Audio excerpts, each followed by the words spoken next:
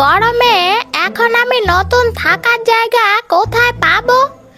যে নারকেল গাছে থাকতাম ওখানে তো মানুষের ঢিল খেতে খেতে দিন যায়, শান্তিতে অল্প ঘুমাতেও পারি না। হ্যাঁ গো, আজকে একটু বাজার থেকে টাটকা টাটকা মাছ কিনে আনবে? অনেকদিন তো হলো মাছ খাই না। ঠিক আছে, বেলা তো অনেক হলো, আগে বাজারে গিয়ে দেখি পাই কি না। হ্যাঁ যাও, তাড়াতাড়ি যাও। ওই তো একটা সুপারি গাছ, বেশ লম্বাও আছে, ভালোই হলো, ওখানে গিয়ে একটু বসি।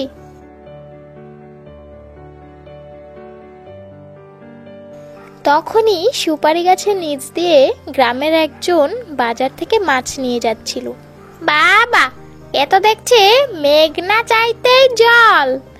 এই গাছে বসার সাথে সাথে কাঁচা মাছের গন্ধ পাচ্ছি। তা কোথা থেকে আসছে গন্ধ?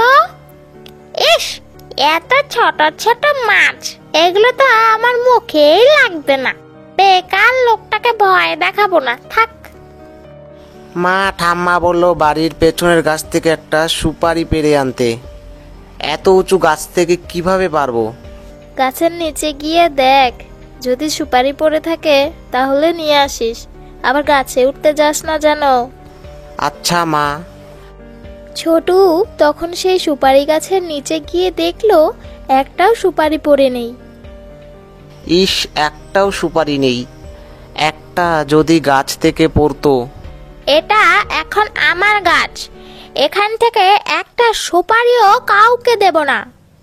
তারপরেও ছোটু সেই গাছের দিকে হা করে তাকিয়ে থাকে। ছেলেটা তো মনে হয় সুপারি না পেলে এক পাও নড়বে না, একটা দিয়েই দেই।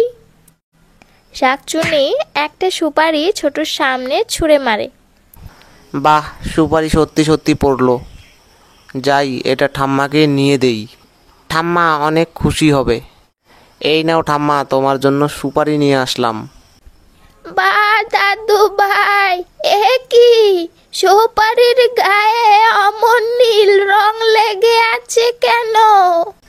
কি জানি, তুমি ধুয়ে নাও তাহলেই তো হয়। আমি খেলতে গেলাম। এই বলে ছোটু খেলতে চলে গেল। আর ওইদিকে হরিনাথ বাজার থেকে বড় একটা ইলিশ মাছ নিয়ে আসছে। আবার কাঁচা মাছের গন্ধ, ধুর, ওই ছোট ছোট হাত পচা মাছ দেখলেই গা শিরশির করে।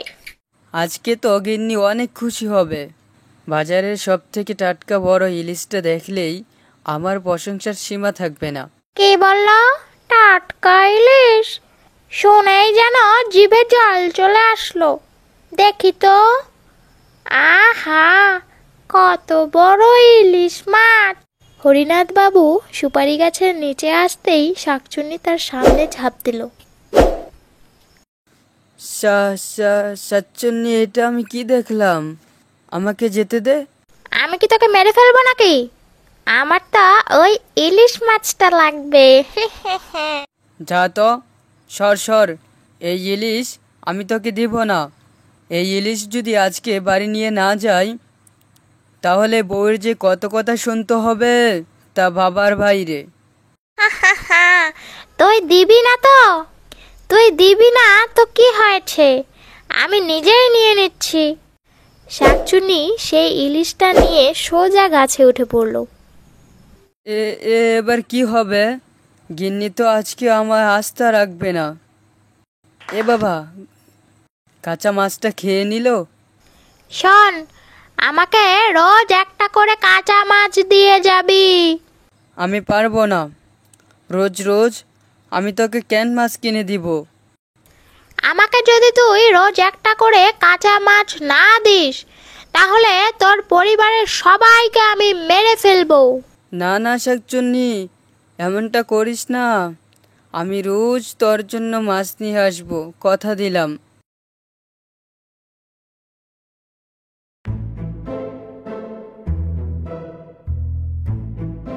বাজার থেকে আসতে এত দেরি লাগে?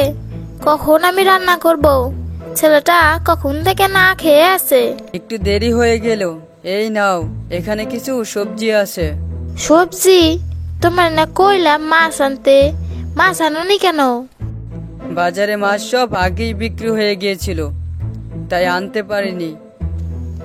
হায় হায় রে, ছেলেটা আজকে মাছ খেতে না পারলে বাড়ি মাথায় তুলে ফেলবে। মাছ যেহেতু আনোই নাই, তাহলে মাছের টাকাটা দাও, রেখে দেই, কাল আবার নিয়ে যাও। টাকা নেই, সবগুলো টাকা দিয়েই তো সবজিগুলো আনলাম। কি বললে? এইটুকু সবজির দাম এত? তুমি কি আমারে বোকা পাইছো? যাও তো, এত টাকা টাকা করো না, রান্না বসাবে নাকি সেটা করো। যা, এই এতটুকু সবজিতে সব টাকা শেষ? ব্যাপারটা তো সুবিধার লাগতেছে না। মাছটা কিন্তু দারুণ মজার ছিল। রোজ রোজ যদি এমন মাছ খেতে পারি তাহলে তো জীবনে আর কিছু চাই না।